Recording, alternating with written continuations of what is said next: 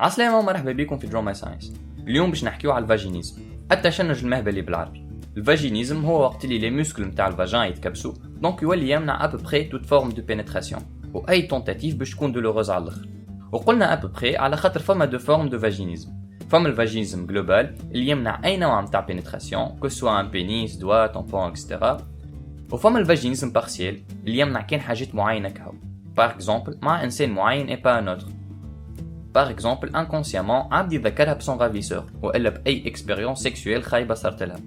وكو سوا جلوبال ولا بارسيال، هذا ما يعنيش انه الطفله هي في الاصل كونتر لو رابور، بالعكس نجم تكون بخيت على الاخر اما بدنها اي بلو بريسيزيمون سون سيكس ماهوش موافق.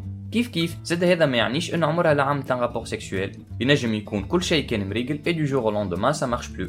في اغلب الحالات الحكايه تكون بسيشيك، معناها الطفله ما تولدش بها مي بلوتو افيك دي موفيز اكسبيريونس تولي عندها منها.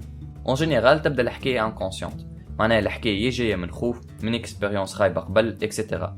وفما الكونسيونت اللي هي الطفله ولا المراه تركبها الروحه، جونغ تحط في مخها اللي مهما يصير ما لازمهاش تصير الحكايه هيك. ولنا وين يجي دور التصفيح اللي هو حكايه يعملوها نساء سواء باش يحميو رواحهم ولا يحميو بناتهم من السكس قبل العرس، وجوست قبل ما يعرسوا يعملوا نفس المانيبيولاسيون اما دون سونس انفيرس باش ينحيوا لهم التصفيح، واللي هي صحيح بيزار الحكايه اما تخطف، خاطر كونسيامون الطفله تبدا خايفه وما عينتهاش، وانكونسيامون ديجا مخها بروغرامي على الحكايه هيك انترديت.